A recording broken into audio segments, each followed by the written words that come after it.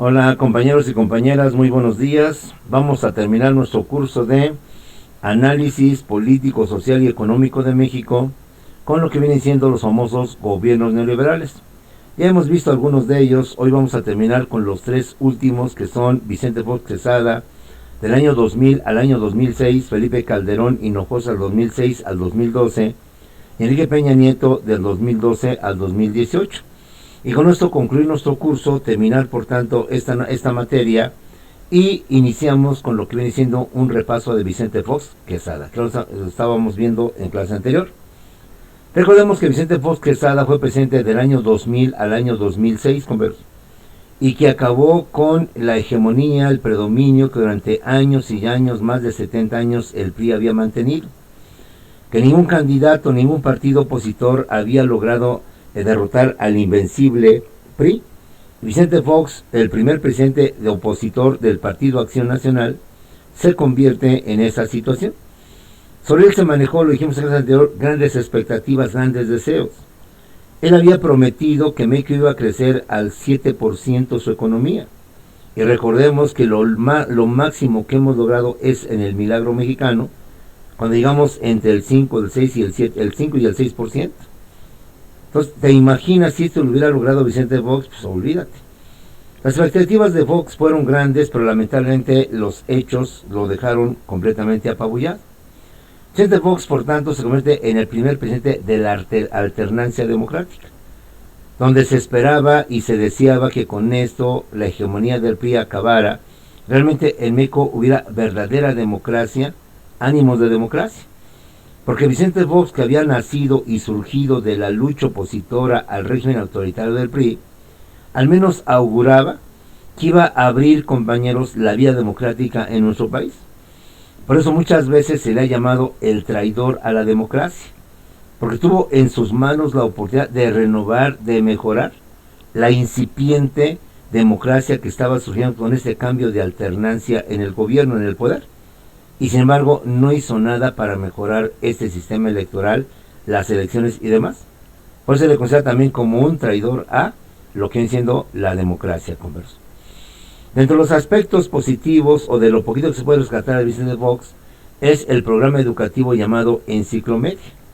La intención de que todas las escuelas primarias y secundarias del país, es decir, a nivel nacional, ya no tuvieran los clásicos pizarrones de Gis que ya pasaron a la historia, mucho menos los pintarrones de plumones, sino que ahora hubiera pizarrones electrónicos,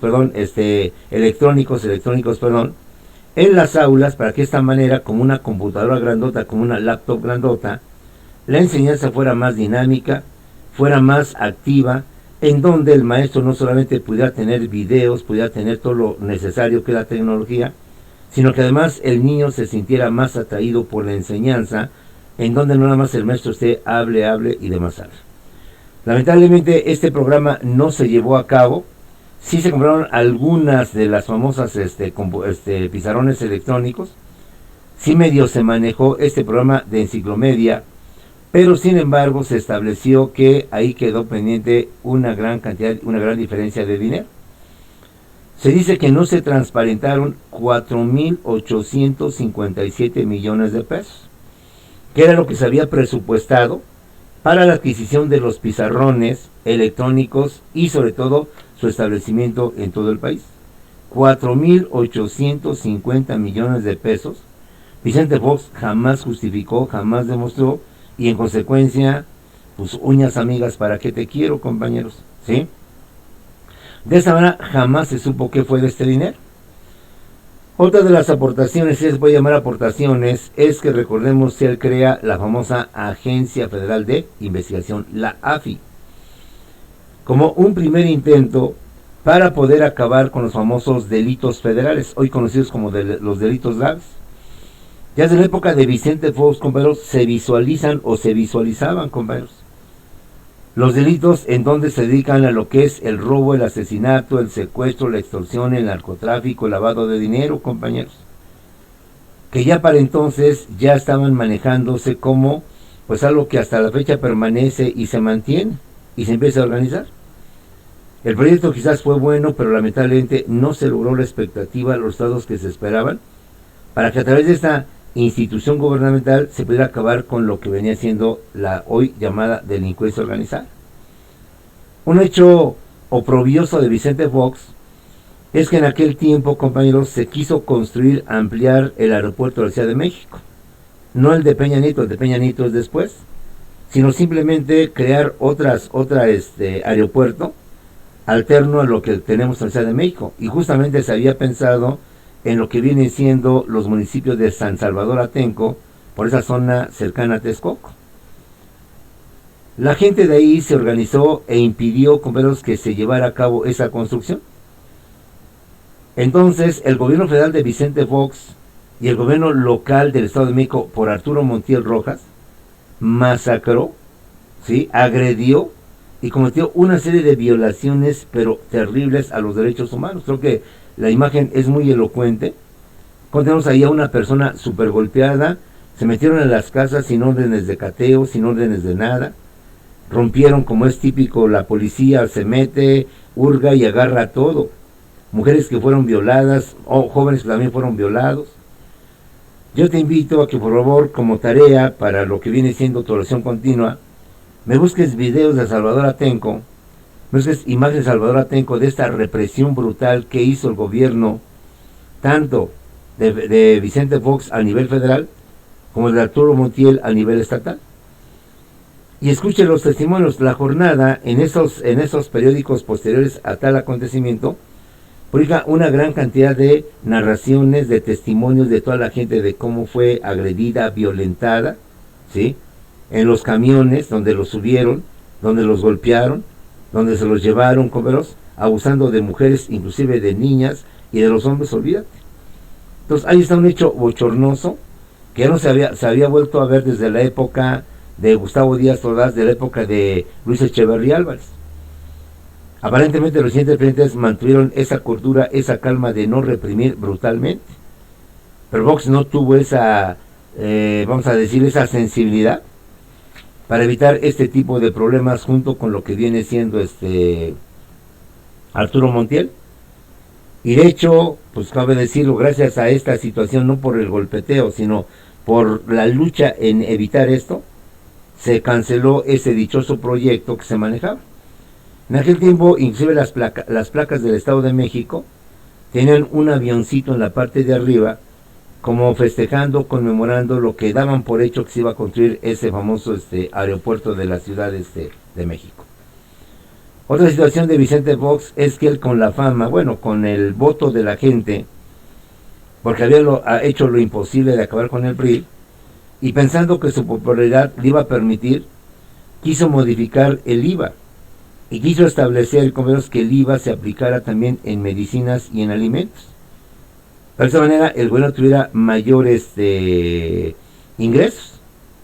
Afortunadamente, a pesar de la popularidad de Fox, y desde ahí empezó a perderse la simpatía por ese presidente, entonces no prosperó este tipo de situaciones, compañeros. ¿Sale? A grandes rasgos, ahí tenemos lo que fue Vicente Fox Quesada. Se llama traidor a la democracia porque después vino su sucesor, también del PAN, Partido de Acción Nacional, Felipe de Jesús Calderón Hinojosa, que es su nombre correcto, aunque no se conoce como Felipe Calderón o simplemente como Fecal, y fue del año 2006 al 2012. Felipe Calderón también resulta, o queda pues en la duda, la situación de que ganó, pero con motivo de un fraude en contra de lo que fue López Obrador. Y la prueba es que en aquel tiempo, o al menos Felipe Calderón ha pasado a la historia como el presidente que más poquito tiempo duró su toma de posesión. Solo 30 segundos duró su toma de posesión. La oposición en ese tiempo, el PRD, compañeros, habían bloqueado lo que es el Palacio Legislativo y habían tomado la tribuna justamente para impedir que Felipe Calderón tomara protesta y por tanto el puesto de presidente quedara vacante, se convocara a nuevas elecciones y por tanto se nombrara a un presidente sustituto, debido a que Calderón no llegó y no tomó la protesta. Entonces Felipe Calderón no podía entrar al Palacio Legislativo para hacer dicho acto. Entró por la parte de atrás, entró, como se dice, pues por la cocina. y con un grupo de sus mismos compañeros de partido y los del PRI, lograron que entrara al podio, tomara protesta personalmente en 30 segundos, limitándose, sí, protesto, y se acabó todo el protocolo, se acabó todo el show, y con eso Felipe Calderón se ostentó como nuevo presidente de México. Bueno, Felipe Calderón, con motivo de esto, quiso ganarse a la gente, a sabiendas de que no mucha gente, si bien no todos los mexicanos estaban de acuerdo con él, pero se fijó una estrategia en donde pensaba él que se iba a ganar al público, al pueblo mexicano. Inició la llamada guerra al narcotráfico y decidió utilizar al Ejército y a la Marina Nacional para hacer labores propias de policía, en lugar de dedicarse a lo que es un ejército, defender al país en cuanto al exterior y no en cuanto al interior. Pensando que el ejército estaría capacitado y preparado para acabar con la delincuencia, pues en un santiamén iba a acabar con todos los cárteles y con todos los narcos, pero pues simplemente no se pudo, y a la fecha no se ha podido, compañeros. De esta manera, un intento fallido de Felipe Calderón es utilizar las Fuerzas Armadas para combatir lo que es la delincuencia, que hasta la fecha seguimos viviendo de esta llamada guerra al narcotráfico, compañeros. De igual manera, Felipe Calderón modificó la ley del ISSSTE para que de esta manera los trabajadores tuvieran mayor edad para poderse pensionar, para poderse jubilar. La aumentó, estaba creo que en 65 a los 68 años, compañeros. O estaba, perdón, a los 60 para los 68 años. Otra de las atribuciones de Felipe Calderón, o de los sucesos, es que durante su gobierno se incrementó notablemente la pobreza, compañeros. Creció la pobreza a un nivel que entonces empezó a crear un nuevo concepto, la extrema pobreza. Es decir, pobres sobre más pobres, compañeros. Los índices de pobreza en México registraron un aumento de 48.838.000 en el 2008 a 51.993.000 habitantes en dicha situación para el 2010, compañeros. Es decir, incrementó la pobreza, y te reitero, era tanta la pobreza que en aquel tiempo se manejó el concepto extrema pobreza, compañeros. Para entender que dentro de los pobres pues hay niveles, y había todavía otro nivel de pobreza más allá del que usted y yo pues entendemos como una forma elemental o básica, ¿sí? La economía creció el 1.9% aproximadamente. Y de hecho la mayoría de los gobiernos neoliberales han tenido esa cualidad, entre el 1, el 2% o arriba del 2%. Por eso la situación en nuestro país ha estado en esa situación, a diferencia del milagro mexicano, que pues llegó a tener el 5 o el 6%. Y del 1.9, del 2, déjales que es en el 3%. Al 5, al 6% hay una enorme diferencia, que por eso México tiene esos problemas ahorita en cuanto a lo que viene siendo su estabilidad, su crecimiento, su progreso y su desarrollo económico. El eslogan o la campaña de Felipe Calderón se manejó a través de lo que viene siendo, compañeros, el presidente del empleo. Y con eso trató él de pues ganar adeptos, ganar votantes, mejor dicho, más que adeptos, votantes, a través de su famoso eslogan de el presidente del empleo. Sin embargo, él registró una tasa del 1.4%, más alta que la del sexenio anterior. Es decir, hubo más desempleo que la que se había tenido en el gobierno de Vicente Fox Quesada. Bueno, ahí tenemos a grandes rasgos, no mucho que decir de Felipe Calderón Hinojosa, segundo y último presidente panista, que ya no volvió a tener. Se me olvidaba, perdón. Dentro de las cosas que hizo Felipe Calderón, si algo hay que destacar, es que él impulsó y fomentó, compañeros, el sistema de educación abierta y a distancia. Para que de esta manera, dado que las escuelas públicas, la UNAM y el POLI, eran insuficientes y no se había podido satisfacer la demanda, entonces él impulsa, él fomenta, compañeros, el sistema de educación abierta y a distancia. Para que de esta manera, tanto la SED como otras instituciones puedan dar educación en los niveles medio, superior y superior. Y como a la fecha, en muchos aspectos se mantiene este sistema de educación abierta y a distancia, compañeros. Máxime con el apoyo de las tecnologías y de todo esto. Pasemos pues al último presidente neoliberal con el cual se cierra este ciclo, que inició, repetimos, con Miguel de la Madrid de 1982 y se cierra en el 2018 con Enrique Peña Nieto, quien otra vez por parte del PRI vuelve a tomar el poder y regresa al PRI al poder. Y se decía que regresa para no volver a dejar el poder y para seguir otra vez erigiéndose en el poder. Gracias a Dios, como tú y yo lo sabemos, ya no se volvió y en 2018 volvió a perder el PRI con Veloz. Peña Nieto, el país estaba en muchos problemas internos, mucha descomposición, mucho disgusto, mucho enojo. De inicio de Felipe Calderón con motivo del dichoso fraude, y para colmo de males, otra vez se sospecha que con Enrique Peña Nieto hay otro fraude, precisamente para impedir que la oposición llegue al poder. A través de lo que en aquel tiempo era el PRD, partido fundado por Cuauhtémoc Cárdenas, recordemos. Y como una forma de apaciguar el conflicto, la intranquilidad, la inestabilidad política, logra Enrique Peña Nieto hacer un acuerdo con los partidos más fuertes de México. El Partido de Acción Nacional, el Partido de Revolución Democrática y justamente el PRI. Firman el famoso Pacto por México, con el cual se buscaba fortalecer la cooperación y la estabilidad para poder atender los asuntos nacionales, compañeros. Enrique Peña Nieto tuvo como función principal continuar con las reformas estructurales. Las reformas estructurales consistían en privatizar todo lo que es el sector público, todas las actividades principalmente económicas y convertirlas, estratégicas, y pasarlas al sector privado. De esa manera, Peña Nieto impulsó la reforma laboral para flexibilizar la contratación eventual o incluso por horas. La reforma laboral trajo como consecuencia la aprobación del famoso intermediarismo o el famoso outsourcing, en donde empresas contratan a personas para que presten servicio a otra empresa, pero que por tanto la relación ya no es, compañeros, entre la empresa y el empleado, sino el outsourcing, y lo que viene siendo el empleado. De igual manera se legalizan los famosos contratos por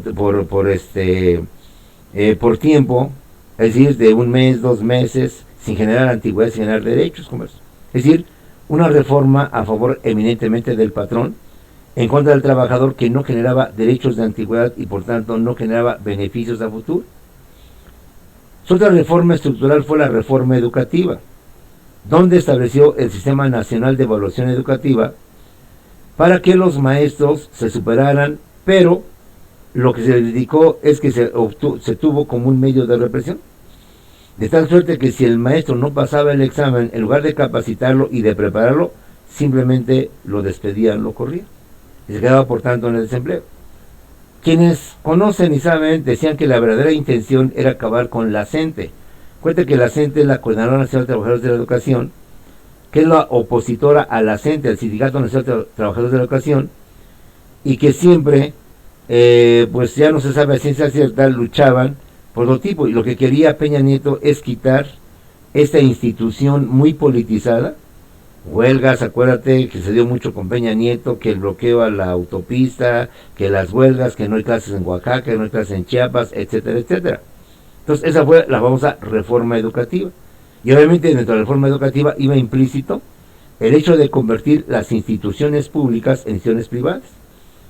Había el proyecto de que la UNAM y el Politécnico, tarde o temprano, con el avance del neoliberalismo, se convirtieran también en lo que venían siendo, compañeros, instituciones privadas. E imagínate si el Poli o la UNAM se hubieran privatizado, ¿cuánto dinero generarían a los dueños de esa institución? ¿Cuánta gente tiene la UNAM? Solamente te recuerdo que la UNAM tiene un estadio olímpico, donde celebraron unas olimpiadas que está justamente dentro de los protocolos que establece el Comité Olímpico Internacional. El Politécnico tiene unidades en Zacatenco, tiene unidades en el caso de Santo Tomás y en otras más como Pixa. Además tiene el edificio inteligente. Entonces imagínate lo que costaría una colegiatura, lo que costaría a la gente que estuviera en el Politécnico. Claro, el pretexto era, o la razón era que al meter sector privado, pues las escuelas UNAM y Poli iban a crecer, iban a tener mejores servicios, mejores instalaciones, justamente para justificar el pago, que marque usted unos 500 para preparatoria para empezar, unos 1000 o quizás unos 1500, imagínate cuánto ingreso entraría a la UNAM y el dueño de la UNAM cuánto dinero obtendría de ganancias. Bueno, la reforma de telecomunicaciones para fomentar la competitividad y la inserción de México en la era digital. Recordemos que ya desde la época de Miguel de la Madrid, el neoliberalismo tuvo como objetivo hacer que las empresas entraran a la era digital, entraran a las nuevas tecnologías para hacer más dinámica su productividad y más dinámico su comercio y sus operaciones transaccionales. La reforma financiera, que tenía por objeto fomentar la competitividad y el crédito bancario, cosa que tampoco logró mucho porque en la época neoliberal difícilmente la gente de escasos recursos podía ser sujeto de crédito. Difícilmente un trabajador o un comerciante podía obtener un préstamo del banco, precisamente porque con qué tú, campesino, me garantizas el préstamo que vas a pagar los intereses.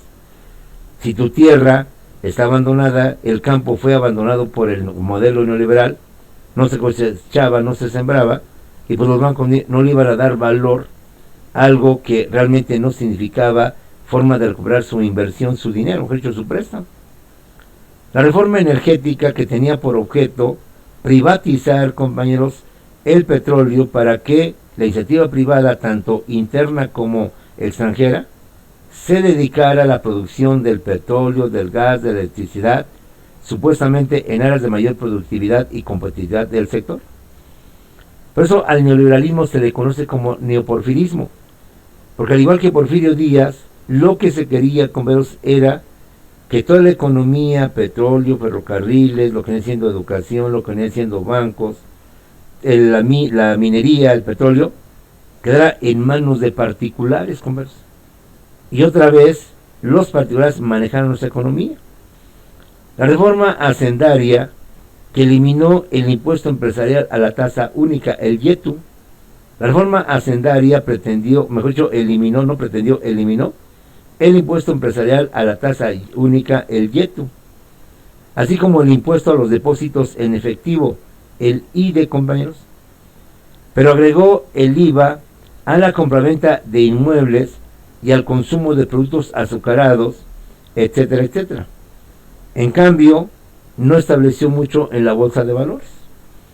De esta manera, Enrique Peña Nieto, compañeros, lleva a cabo lo que viene siendo o pretende llevar a cabo las famosas reformas estructurales. Abrir las áreas estrategias de la economía de los servicios al sector privado. Y de esta manera, compañeros, pues pasamos justamente a lo que es el famoso neoliberalismo. Una vez visto a grandes rasgos lo de Miguel de la Madrid, Carlos Salinas de Gortari, Enrique Díaz Ponce de León, Vicente Fox, Felipe Calderón y Enrique Peña Nieto, el neoliberalismo es el nuevo rostro del capitalismo. Es la nueva cara con que el capitalismo se presenta ante la sociedad, pero no con el término capitalismo, sino con el término neoliberalismo, es decir, el nuevo liberalismo, la nueva libertad, que luchaban porque el Estado no interviniera en la economía, que hubiera o que haya un libre mercado, donde los comerciantes libremente, los productores manejen la economía del país, comprando, vendiendo, etcétera, etcétera. Y que el Estado no intervenga determinando el costo de los precios, el monto del pasaje, simplemente es libre mercado. La ley de la oferta y la demanda es la que va a determinar el precio de los servicios, compañeros. De esta manera, a mayor demanda, pues obviamente va a hacer que el producto se incremente. Si todos queremos aceite y hay escasez, no hay mucho aceite, pues el producto va a subir de precio. Si no hay gasolina, compañeros, entonces la gasolina va a subir y todos la van a querer comprar, no importa el precio que valga. Toda la oferta y la demanda va a determinar. Al neoliberalismo también se llama neoporfirismo, por lo que ya te expliqué. Porque en esencia, lo que hizo Porfirio Díaz, bajo el argumento de darle crecimiento y progreso económico de México, a los inversionistas de Inglaterra, de Estados Unidos y de todo el mundo, les dio el petróleo, les dio el ferrocarril, les dio la minería, les dio los bancos, les dio el manejo de la economía. Neoprofetas porque estos gobiernos también quisieron hacer lo mismo bajo el argumento de la modernización, bajo el argumento de acabar con el Estado protector, benefactor, el Estado tutor que ayuda a la gente y en vez de ser la trabajadora del trabajo le da becas, le da apoyo. El neoporfirismo quiso imitar este mismo modelo de Porfirio Díaz, 1876-1911. Se llama también los tecnócratas o los gobiernos tecnócratas porque impulsaron obviamente lo que es la tecnología, la modernización de las empresas, del comercio, de los negocios a través de las tecnologías. El uso y adecuación de las mismas para lo que viene siendo su funcionalidad. Y que al menos tú y yo, a través de ahorita de esta clase, estamos viendo pues, los beneficios que de alguna manera ha traído y trajo consigo.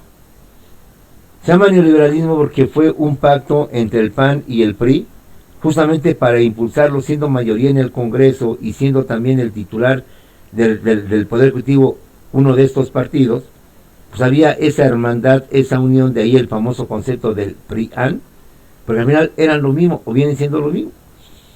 Es aquí donde el PRI pierde su nivel de un partido liberal, pero políticamente hablando, de un partido a favor del trabajador y de los campesinos. Un partido que le da la vuelta a su esencia y se convierte en un partido de derecha, un partido conservador, un partido dentro de lo que es el PAN, compañeros. El neoliberalismo, compañeros, fue un movimiento que se implantó en todo el mundo y que hasta la fecha se mantiene, ya no como se mantuvo en sus buenas épocas de los años 80.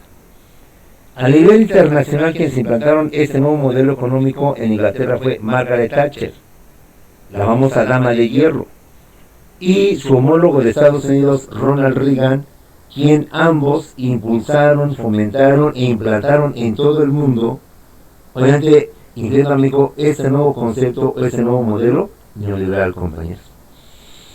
Este modelo neoliberal fue impulsado por un economista llamado Milton Friedman, y él con sus postulados o principios convenció a Ronald Reagan, convenció a Margaret Thatcher, convenció a todo el mundo para que el mundo se hiciera neoliberal, y que de esta manera se procuraba, o al menos esa era la tesis de este señor y de aquellos que lo implantaron, mejorar las condiciones del pueblo, que ahorita vamos a ver esta situación. En México, quienes impulsaron el neoliberalismo y lo implantaron fueron precisamente Miguel de la Madrid Hurtado. Él fue el que inició la implantación del neoliberalismo en México, pero quien lo consolidó, quien lo reafirmó, quien hizo que el neoliberalismo echara raíces en nuestro país fue Carlos Salinas de Gortari. Entonces, estos dos presidentes, Miguel de la Madrid fue el que lo inició y Salinas de Gortari fue el que consolidó este neoliberalismo. ¿Cuáles son los principales postulados o los principales principios del neoliberalismo, compañeros? Sistema que gobernó a México, reitero, desde 1982 hasta el año 2018, con los presidentes ya tantas veces mencionados, tantas veces citados. En esencia, el neoliberalismo, compañeros, es una política en contra del trabajador, en beneficio de las minorías, de los grandes empresarios, de los grandes inversionistas. Una especie, repetimos, de, nuevamente, el porfirismo, ayudar a las minorías y perjudicar a las mayorías, compañeros. Un ejemplo de esto que hemos mencionado mucho en clase es que en el neoliberalismo el salario se aumentó una sola vez al año. Antes del neoliberalismo, el salario se aumentaba 2 veces al año. A mitad de año, en el mes de junio, julio y en enero. Y había 2 decretos presidenciales donde se ordenaba el aumento del salario, etc. Pero como una carta fuerte del neoliberalismo es que el aumento de salarios a su vez provoca la inflación, si aumenta salarios, el patrón se ve obligado a aumentar sus precios, porque ¿dónde va a sacar el dinero para aumentar el salario de los trabajadores? Entonces el gobierno a mí me ordena aumentar los salarios, yo me veo obligado a tener que aumentar los precios para sacar el dinero en donde yo pueda cubrir los nuevos horarios por el aumento de los salarios. Y se daba la famosa espiral inflacionaria entre salarios y precios. De tal suerte que si tú aumentabas el salario, aumentaban los precios. Cuando aumentaban los precios, el salario que te aumentaron ya era insuficiente, entonces el trabajador pedía otra vez aumento de salario. A ese aumento del salario venía otro aumento de precios y así iba a ser una cosa espantosa, un sinfín de inflación sin terminar. Otro ejemplo que hemos manejado en clase es que los bancos, compañeros, si tú les debes 10,000 pesos, 10,000, y juntas 5,000 y se los abonas al banco, tú y yo pensamos, de acuerdo a las matemáticas, que mi saldo es en 5,000, porque así dice las matemáticas. 10,000 menos 5,000, pues el resultado es 5,000. Pero cuando yo iba al banco, el banco me daba mi estado de cuenta, el banco decía que tenía una deuda de 7,000, pero ¿por qué 7,000, banco? Te di 5,000, no te di 3,000. Entonces el banco, con las manos en la cintura, nos decía, es que yo te aboné 3,000 pesos a tu capital, y los otros 2,000 fueron por intereses moratorios, por intereses, por cargos, por gastos de administración, por gastos de cobranza. Es decir, el banco se quedaba con 2,000 pesos de ganancia, así de fácil y sencillo. Y cuando lo hacíamos al revés, yo al banco le llevaba 10,000 pesos, banco, mira, aquí traigo 10,000 pesos para invertirlos y que me des tus ganancias, el banco me daba solamente promedio de 100 pesos, 110, 120 al mes. De tal suerte que si son 12 meses, esos 10,000 pesos se convertían apenas en 11,200 pesos, es decir, aumentaba mi capital 1,200. Entonces, con estos dos ejemplos se debe entender lo que significaba esta política a favor de las mayorías, en contra de las mayorías, obreros, patrones, trabajadores, y a favor de las minorías, donde las ganancias iban a favor de ellos, donde se permitió, vuelvo a repetir, el intermediarismo, se acabó lo de la prima de antigüedad, vinieron las afores y muchos cambios más, compañeros. Otro aspecto también importante del liberalismo es la apertura comercial, la globalización económica, el comercio libre entre los países, para que no haya proteccionismo, no haya, compañeros, impuestos, aranceles, y se permita que los países libremente puedan comerciar, puedan vender y comprar productos en cualquier parte del mundo. De tal manera que con esto México, Estados Unidos y Canadá firman el Tratado de Libre Comercio como todos los países, de tal suerte que los productos extranjeros de Canadá y de México puedan entrar, de Canadá y Estados Unidos puedan entrar libremente a nuestro mercado y competir obviamente con nuestros productos nacionales. De igual manera, nuestros productos nacionales, sin permiso, sin importación, exportación, aduanas y tanta tramitología, con motivo de este tratado, también libremente puedan negociar, comprar, vender y sin ningún problema, comprar. De esta manera, recordemos que quien inicia la inserción de México al mercado internacional es Miguel de la Madrid, cuando México se mete al famoso GATT, el Acuerdo General para Aranceles, Comercio y el Comercio, que con el tiempo se convierte en lo que conocemos como la OMC, la Organización Mundial del Comercio, en donde una institución internacional va a llevar a cabo las operaciones entre los países y va a ser un intermediario cuando con motivo de libre comercio existan problemas entre los países. México, por tanto, queda inserto a la competencia internacional, queda inserto, por tanto, a lo que viene siendo el comercio libre entre los países. Otro punto fundamental de lo que viene siendo el liberalismo es la reforma en telecomunicaciones para fomentar la competitividad y la inserción de México en la era digital. Sabemos que las empresas había que modernizar, la tecnología estaba ya a la puerta de la empresa. Hoy tú y yo somos mudos testigos y practicantes de lo que es la tecnología a través de lo que son las operaciones, los cambios, los intercambios y todo lo que implica, compraros a través de esto, su celeridad, su prontitud, etcétera, etcétera. Entonces, dentro de este neoliberalismo es justamente eso, modernizar, actualizar, hacer que nuestras empresas estén acordes con lo que viene siendo la empresa mundial, la empresa digitalizada, la empresa conectada por vías digitales y no por vías físicas como se siguen manejando en muchos aspectos, o que ya son símbolo de atraso, compañeros. ¿Sí? De igual manera, dentro de los postulados que se manejan es que el Estado, compañeros, deje de intervenir en la economía de los países. Que el Estado, compañeros, simplemente ya no maneje la economía. De ahí la intención de los neoliberales de que todo el sector productivo, todo lo que es nuestra industria, el comercio, pasara por tanto a los particulares, compañeros.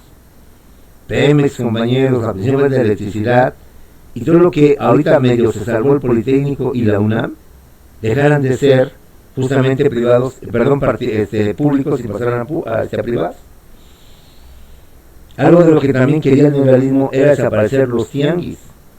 Recuerda que los tianguis son una fuerte competencia a los centros comerciales llamados Aurrera, Comercial Mexicana, etc. Si cerraran los tianguis, sabes de antemano que toda la única opción que tendría la gente es ir a esos centros comerciales.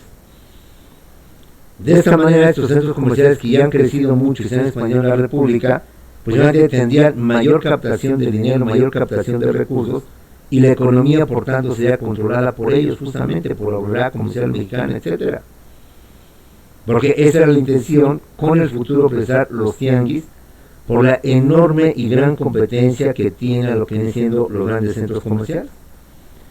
Por eso no es raro que haya desaparecido la Conasupo, que eran tiendas o centros comerciales del Estado, donde me consta con los que sí se vendían los productos más baratos que esto. Pero en ese del tianguis, las Conasupos o las tiendas Conasupos sí tenían lugares como los centros comerciales, con estacionamientos y toda una tienda departamental, nada más que por parte del Estado, para que de esa manera el Estado compraba directamente el producto a las universidades, a los productores, y con esto cerraba el intermediarismo y evitaba que las cosas fueran todavía mucho más caras que todos estos, compañeros. ¿Sale?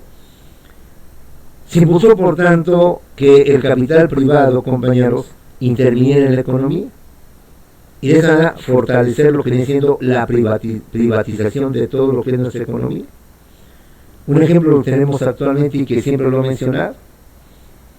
Si analizamos el sistema financiero, lo que son los bancos, los que manejan todo lo que viene siendo el dinero, el efectivo en nuestro país, solo un banco es mexicano, Banorte. Todos los demás bancos están en manos de inversiones extranjeras. Banco Bilbao de Vizcaya, Bancomer, es de capital español, de inversiones españoles. Y Bancomer es un banco muy fuerte, creo yo, junto con de los más fuertes. El otro banco fuerte es Banamex, que en la época del neoliberalismo pasó a ser del Banco de Estados Unidos. El Citibank de Estados Unidos, tengo entendido, es el que administra, el que maneja a Banamex. De tal suerte, entonces Banamex viene siendo un banco extranjero. Ya no se diga más los otros, el HSBC, Converse y demás bancos, que 100% son inversionistas extranjeros que tienen el sistema financiero en nuestro país. Y solo un banco, el Banorte, es mexicano. Aclarando. Que Banco Azteca, que Banca Coppel y demás son bancos chiquitos, son los bancos monederos, son los bancos familiares. Sí tienen muchos clientes, sí manejan buena cartera, pero los montos que ellos manejan no se comparan a los montos que puedes tener con Bancomer o con Banamex. Difícilmente un Banco Azteca, un Banco FAMSA, un Banco Coppel van a financiar proyectos grandes como sería, por ejemplo, el Tren Maya, o como serían otro tipo de obras públicas monumentales. ¿Por qué? Porque esas obras que requieren de mucho dinero, de miles de millones de dólares, pues solamente los pueden obtener o los pueden proporcionar los bancos grandes, los bancos Bancomer, los bancos Banamex. Entonces, el sistema financiero en México ya está en manos extranjeras. Los ferrocarriles, el sistema ferroviario en nuestro país ya no es de mexicanos, ya no es de México, ya no es eso de Ferrocarriles Nacionales de México, ya nada más quedó en la historia, quedó nada más como eslogan o quedó nada más como frase. Porque en sí los Ferrocarriles Nacionales de México, entrecomillado, Ferrocarriles Nacionales de México, o los ferronales como se les conoce de forma abreviada, Ernesto Zedillo los vendió al sector privado, Estados Unidos. Y ahorita todo el sistema ferroviario es manejado precisamente por esta empresa norteamericana, es la que lleva a cabo el manejo de lo que son las vías ferroviarias en nuestro país. Y casualmente, Zedillo, que vendió en su gobierno, o traspasó, vendió el sistema ferroviario a una empresa norteamericana. Ahora resulta que desde entonces, después de que terminó su sexenio, como al año, aparece como uno de los grandes administradores o socios de esta empresa, este consorcio gringo, que ha venido de los ferrocarriles de México. O sea, ya no es casualidad, ya no es coincidencia. Digo, qué casualidad se dio, ¿no? Entonces, esa es la idea a grandes rasgos del neoliberalismo, como es privatizar todo el sector público.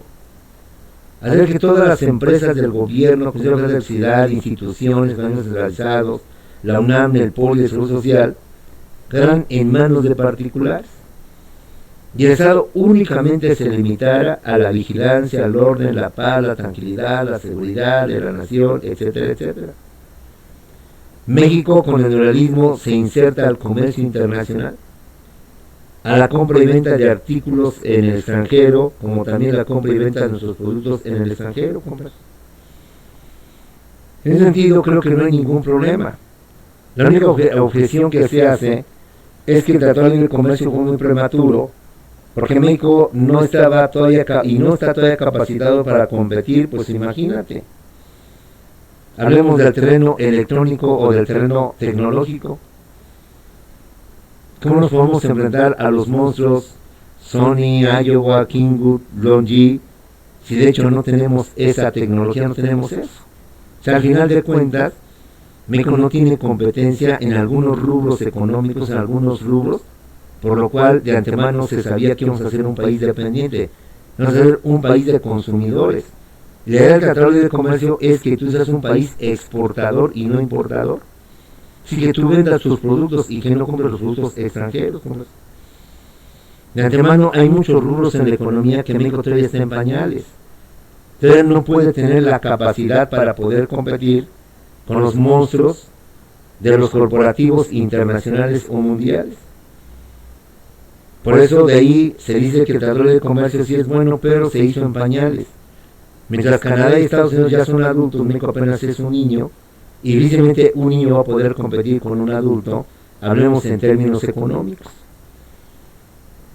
El neoliberalismo, vuelvo a repetir, es apoyar a las minorías como Porfirio Díaz. Por eso no es raro ni es extraño que en un país subdesarrollado como es México, que ya vimos alguna vez que es un país subdesarrollado, e increíblemente y en contra de toda lógica, resulta que en un país subdesarrollado están los hombres más ricos del mundo, empezando por Carlos Slim.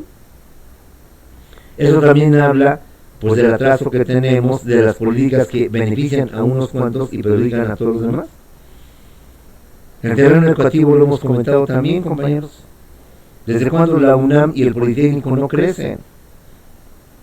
La UNAM es una institución nacional que debe estar en todo el territorio de la República Mexicana, en todo. Ahorita debe haber planteles, debe estar la CEU del Bajío, CEU de Baja California, CEU del Noroeste, y no nada más CEU la del Pedregal. Y no solamente tendríamos a CEU, Acatlán, Aragón, Zaragoza, Cuautitlán e Iztacala. Tendríamos UNAM en Durango, en Zacatecas, en Yucatán, en Michoacán, en toda la República Mexicana, por eso es nacional. Pero bueno, a grandes rasgos, compañeros, esto es neoliberalismo, una política que se implantó en nuestro país con las características ya mencionadas y que tenía por objeto que todo el sector público, todo el sector productivo del Estado quedara en manos de particulares, para que los particulares pues ahora sí que se hincharan, se llenaran de dinero en perjuicio del pueblo mexicano, como lo hemos demostrado, lo hemos dicho a través de los salarios y demás tipos de situaciones. Ahora bien, jóvenes, corrijo y aclaro. Dentro de 8 días, jóvenes, tenemos, y es el último día de clase, dentro de 8 días, el próximo sábado. Por tanto, dentro de 8 días tenemos el examen de las 8 a las 9:30, compañeros. Terminando el examen, vamos a tener tus exposiciones. Es decir que ahorita termina la clase, compañeros, en unos 15, no 15, ¿qué pasó? Unos 5 minutitos, nos estamos comunicando por Zoom, para que a través de Zoom, compañeros, veamos estos pormenores, estos detalles, y por tanto terminemos ya nuestro ciclo escolar, que es el próximo sábado. Reitero, perdón, el próximo domingo, terminamos nuestro curso de análisis. Ahorita en Zoom nos ponemos de acuerdo sobre cómo vamos a terminar esto, tu examen dentro de 8 días y tus exposiciones dentro de 8 días, es decir, el próximo domingo. Nos vemos en unos 5 minutos en Zoom, nos contactamos, compañeros, importante para darte las últimas indicaciones. Por tu atención, nos vemos en unos 5 minutos en el Zoom, compañeros.